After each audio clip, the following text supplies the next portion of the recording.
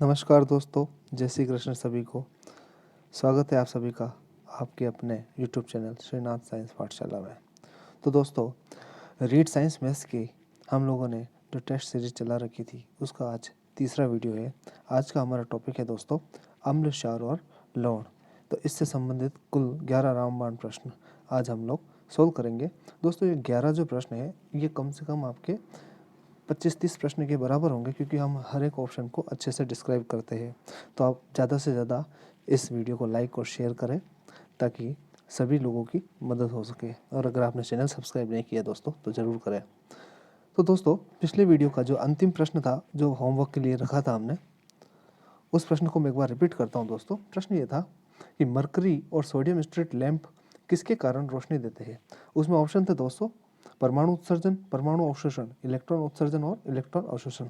तो दोस्तों वहाँ पर आपका आंसर हो जाएगा इलेक्ट्रॉनों का उत्सर्जन। क्या हो जाएगा दोस्तों? इलेक्ट्रॉनों का जो उत्सर्जन होता है उसकी वजह से वो क्या करते हैं, पीली लाइट या वाइट लाइट। सोडियम लैंप है तो येलो कलर की लाइट, और अगर मरकरी लैंप है तो वाइट कलर की लाइट जो है वो देते हैं दोस्तों। ठीक है दोस्तों, तो अब हम शुरू करते हैं हमारे आज की टेस्ट सीरीज विज्ञान प्रश्नोत्तरी नंबर 3। तो दोस्तों पहला प्रश्न आपके सामने देखिए आप। जब सांद्र HNO3 जिसको हम नाइट्रिक अम्ल बोलते हैं दोस्तों का एक भाग सांद्र HCl हाइड्रोक्लोरिक के अम्ल के 3 भाग में मिश्रित किया जाता है तो एक शक्तिशाली विलायक उत्पन्न होता है, उसका नाम क्या है। तो दोस्तों बड़ा ही अच्छा प्रश्न है और कॉमन प्रश्न है, आप लोगों ने सुना होगा। तो देखिए ऑप्शन है एक्वा विलियन, एक्वा विलायक, एक्वा रेजिया और एक्वा प्यूरा।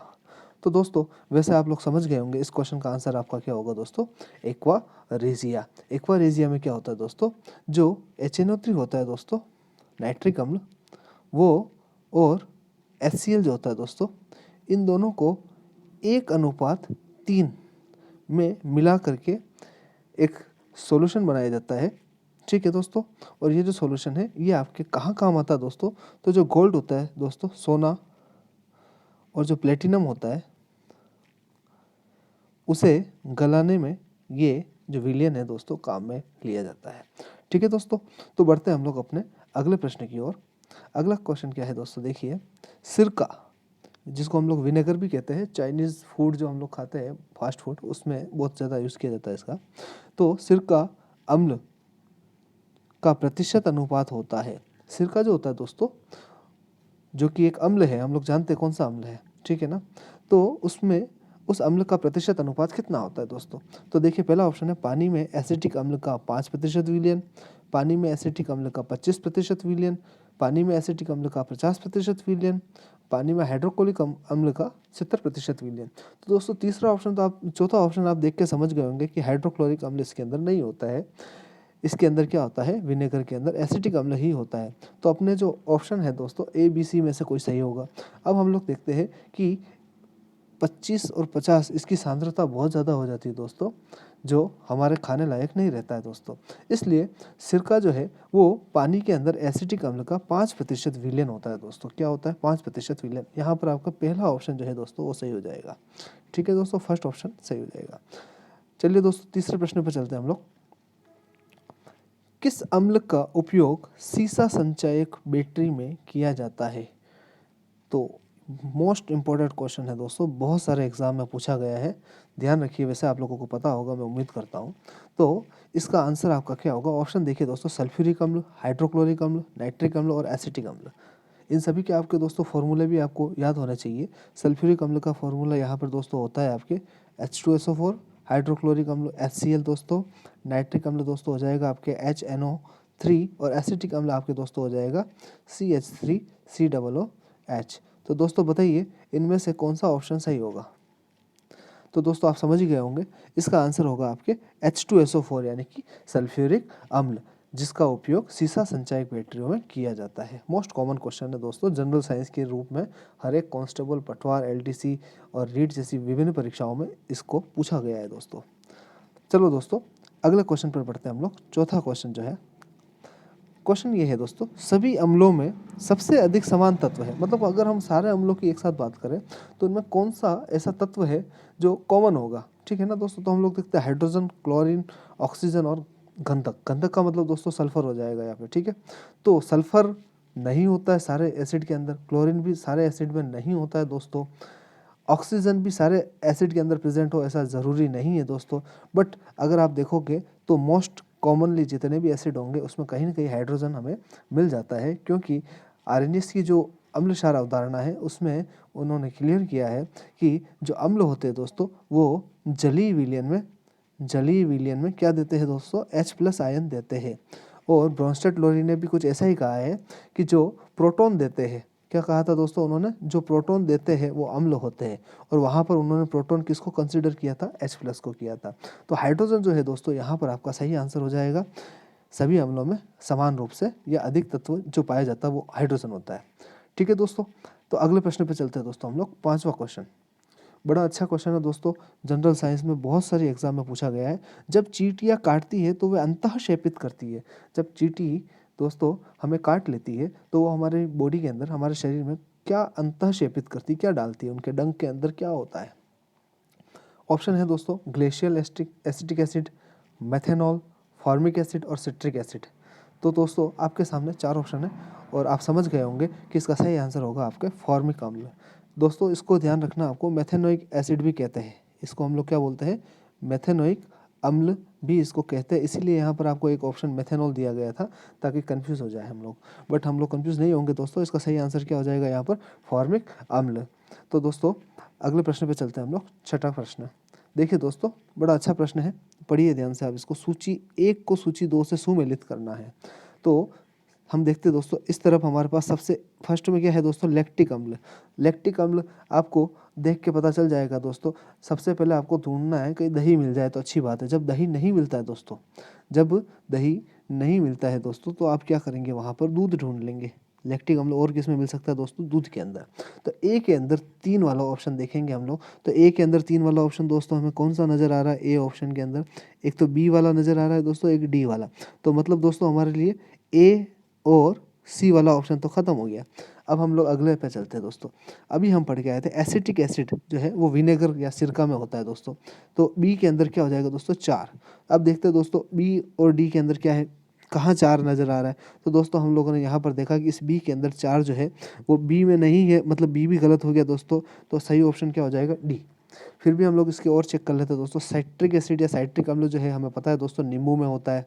और ब्यूटाइरीन एसिड आपको याद रखना है, जो दुर्गंध युक्त सड़ जाने के बाद जो मक्खन में से जो बदबू आती है उसको ब्यूटाइरीन अम्ल की बदबू कहते हैं दोस्तों, ठीक है दोस्तों। तो यहाँ आपका जो सही आंसर होगा दोस्तों वो डी हो जाएगा। दोस्तों बहुत ही शानदार प्रश्न लाया हूँ आपके लिए। वीडियो को लाइक और चैनल को सब्सक्राइब जरूर करें दोस्तों। चलिए अगले क्वेश्चन पे चलते हैं दोस्तों। निम्न में से कौन सा अम्ल पेट के जीवाणुओं का नाश करता है। तो दोस्तों समझ गए होंगे, पेट की बात हो रही है, मतलब यहाँ पर कहीं न कहीं आमाशय की बात हो रही है। तो आमाशय में कौन सा अम्ल होता है आप अच्छे से जानते हो दोस्तों। H2SO4 नहीं होता है, HN4 ये भी नहीं होता है दोस्तों, H3PO4 भी नहीं होता है। सही आंसर हो जाएगा दोस्तों आपके HCl हाइड्रोक्लोरिक अम्ल, जो हमारे आमाशय की जो दीवार होती है दोस्तों उसके अंदर जो सेल्स होती है, ऑक्सिनटिक सेल्स, नाम लिख देता हूँ मैं दोस्तों, याद रखिएगा आप। ऑक्सिनटिक सेल होती है दोस्तों, वो ऑक्सिनटिक सेल जो है दोस्तों वो इसका स्त्रावण करती है, जो क्या करता है हमारे आमाशय के अंदर जो खाने के साथ में जो जीवाणु आए हुए होते हैं हानिकारक, उनको क्या करते थे दोस्तों, ये वहाँ पर मारने का काम कर देते हैं दोस्तों, ठीक है दोस्तों। अगले प्रश्न की ओर चलते हैं। 8वां प्रश्न। 8वां प्रश्न क्या कहता है दोस्तों, किस निम्नलिखित के जलीय विलयन का पीएच का मान 12 हो सकता है। तो दोस्तों बड़ा अच्छा क्वेश्चन है, शानदार क्वेश्चन है। 12 पीएच, तो आपको पीएच के बारे में एक छोटी सी जानकारी दे देता हूँ दोस्तों। पीएच स्केल जो है वो 0 से 7 और 7 से 14 होता है दोस्तों। तो 0 से 7 के बीच में एसिड होता है दोस्तों, और 7 से 14 के बीच में बेस होता है। और 7 जो है दोस्तों वो होता है न्यूट्रल, वाटर की पीएच होती है, ठीक है दोस्तों। अब हमें 12 पूछा है, 12, तो ये 7 से 14 के बीच में आता है, मतलब ये बेस क्षार की बात हो रही है दोस्तों, क्षार।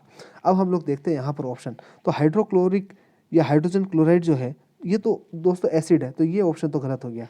फिर हम लोग बात करते हैं दोस्तों सोडियम क्लोराइड NaCl, ये हो गया दोस्तों आपके लवण हो गया। और ये लवण भी कौन सा लवण हो गया दोस्तों, उदासीन लवण हो गया। कैसे हो गया देखो, NaCl का फॉर्मूला आप देखोगे तो Na और Cl से मिलकर बना है। तो यहाँ पर Na आता है दोस्तों NaOH से और Cl आता है HCl से। ये एक तो है प्रबल क्षार और एक है दोस्तों प्रबल अम्ल, तो दोनों मिलकर के उदासीन लवण बनाते हैं, उदासीनीकरण प्रक्रिया होती है। तो इनकी pH भी आपके लगभग 7 के बराबर हो जाएगी दोस्तों। फिर हम लोग बात करते हैं दोस्तों अमोनियम सल्फेट NH4SO4। तो इसका फॉर्मूला क्या हो जाता है अमोनियम सल्फेट का दोस्तों, देखिए NH4 इसकी जो वैलेंसी होती है दोस्तों एक ही होती है, जबकि सल्फेट जो होता है उसकी वैलेंसी 2 होती है। यहाँ पर थोड़ा सा देखेंगे SO4 और ये -2 होता है, इसलिए NH4 के बाहर वैलेंसी हमें 2 लगानी पड़ती है दोस्तों। यहाँ पर हम देखते हैं कि ये जो है NH4OH से आता है, तो ये दुर्बल क्षार से निकल के आया है दोस्तों, और ये प्रबल अम्ल से निकल के आया है। तो ये जो होता है दोस्तों, ये जो लवण बनता है ये बनता है अम्लीय लवण। तो अम्लीय लवण है तो दोस्तों 7 से कम pH होगी इसकी। पर यहाँ पर एट लास्ट ऑप्शन हमें 12 pH निकालना है। तो 12 pH आपको किसकी मिलेगी दोस्तों, सोडियम हाइड्रोक्साइड NaOH, जो कि क्या है दोस्तों एक प्रबल क्षार है। क्या है दोस्तों, प्रबल क्षार है। और जो प्रबल क्षार है उसी की pH क्या होगी आपके दोस्तों 14 के पास में होगी। तो जैसे जैसे दोस्तों pH जो है वो बढ़ती है, जैसे जैसे दोस्तों pH जो है वो बढ़ती चली जाती है 0 से 14 की तरफ, वैसे वैसे जो क्षारीयता जो होती है दोस्तों, क्षारीयता वो भी क्या होती है दोस्तों, बढ़ती चली जाती है। और अम्लीयता जो है दोस्तों वो क्या हो जाती है, घटती चली जाती है। और जैसे जैसे pH जो है 14 से 0 की ओर आती है दोस्तों, अम्लीयता बढ़ती जाती है और क्षारीयता क्या होती है दोस्तों, कम होती जाती है। तो दोस्तों उम्मीद करता हूँ आपको ये प्रश्न अच्छे से समझ में आ गया होगा। अगले क्वेश्चन की ओर बढ़ते हैं दोस्तों। नवा क्वेश्चन बहुत ही शानदार क्वेश्चन है दोस्तों, बहुत ही लेवल के क्वेश्चन है। देखिए दोस्तों क्वेश्चन है बफर विलयन, इसके बारे में कुछ 4 कथन दे रखे वो हमें पढ़ना है। अम्ल की योग से pH बहुत तेजी से बदलता है, pH बिल्कुल नहीं बदलता है, pH में बदलाव को रोकता है, केवल शक्तिशाली क्षारक के योग से pH बदलता है। तो देखिए दोस्तों यहाँ पर बहुत शानदार क्वेश्चन है ये, और हमें इसमें से सही कथन जो है वो चुनना है कि जो बफर विलयन है वो क्या करता है दोस्तों। तो हम लोग बोलेंगे कि ये तेजी से pH नहीं बदलता, ये तो गलत हो गया दोस्तों। ये pH बिल्कुल नहीं बदलता, ऐसा भी नहीं है दोस्तों। जब आप बहुत ज़्यादा इसके अंदर एसिड या बेस मिला दोगे तो ये बदल जाएगा दोस्तों। केवल शक्तिशाली क्षारक के योग से pH बदलता, ऐसा भी नहीं है दोस्तों, एसिड के योग से भी बदल सकती है। तो कुल मिलाकर ये क्या करता है, pH में बदलाव को रोकता है। बफर विलयन क्या होता है दोस्तों, इसके बारे में मैं आपको थोड़ा सा बता देता हूँ कि बफर विलयन एक ऐसा विलयन है दोस्तों जो pH में बदलाव को रोकता है। मतलब अल्प मात्रा में आप इसके अंदर एसिड या बेस अगर मिलाओगे तो ये क्या करेगा दोस्तों, इसको अवशोषित कर लेगा और उस विलयन की pH को बदलने से रोकेगा। पर जब आप एसिड और बेस की क्वांटिटी ज़्यादा बढ़ा दोगे, जो बफर विलयन से भी ज़्यादा होगी, तो फिर वो भी कुछ नहीं कर सकता है दोस्तों। पर फिर भी आपको याद रखना है कि ये pH में बदलाव को रोकता है दोस्तों। बहुत ही शानदार क्वेश्चन है। वीडियो को अभी तक अगर आपने लाइक नहीं किया दोस्तों तो लाइक करें, चैनल को सब्सक्राइब करें जरूर। अगला प्रश्न दोस्तों 10वां क्वेश्चन देखिए, रक्त है, यहाँ पर पूछा है दोस्तों अम्लीय है, क्षारीय है, परिवर्तनीय है या उदासीन है। तो दोस्तों हमें यहाँ पर देखना है कि अम्लीय है या क्षारीय है। तो हम रक्त की pH देखते हैं दोस्तों, कभी कभी सीधी pH भी पूछ ली जाती है। तो इसकी pH होती है दोस्तों 7.4। कितनी होती है दोस्तों, 7.4। और हमारी जो बॉडी की जो pH होती है दोस्तों वो 7.4 से 7.8 के बीच होती है। और आप ध्यान रखिएगा दोस्तों, अगर हमारे इस pH में थोड़ा सा भी बदलाव हो जाता है बॉडी की pH में, तो उस व्यक्ति का जीवित रहना बड़ा मुश्किल हो जाता है, क्योंकि उसकी सारी जैविक क्रियाएं रुक सी जाएगी और उसकी एकाएक मृत्यु भी हो सकती है। तो pH का बहुत ही महत्वपूर्ण जो है रोल रहता है हमारे जीवन में। तो pH 7.4 है दोस्तों, तो 7 से ज़्यादा है तो ये क्षारीय होगा दोस्तों। क्या हो जाएगा, इसका आंसर आपके क्षारीय हो जाएगा। दोस्तों उम्मीद करूंगा आपको वीडियो पसंद आ रहा है दोस्तों। देखिए दोस्तों लास्ट क्वेश्चन 11वां क्वेश्चन, आप लोग जानते हो जो 11वां क्वेश्चन होता है रामबाण क्वेश्चन, वो आपके लिए होता है दोस्तों, जिसका उत्तर आपको कमेंट में मुझे बताना होता है। हाइड्रोक्लोरिक अम्ल का अन्य नाम है गैलिक अम्ल, पिक्रिक अम्ल, म्यूरिएटिक अम्ल और क्लोरिक अम्ल। तो दोस्तों ये आपका आज का लास्ट क्वेश्चन था जो आपके लिए होमवर्क है दोस्तों, और इसका आप आंसर मुझे कमेंट में देंगे दोस्तों। अगर वीडियो आपको पसंद आए दोस्तों तो लाइक करें, चैनल को सब्सक्राइब करें और ज़्यादा से ज़्यादा इसको शेयर करें। थैंक यू वेरी मच दोस्तों। जय श्री कृष्ण।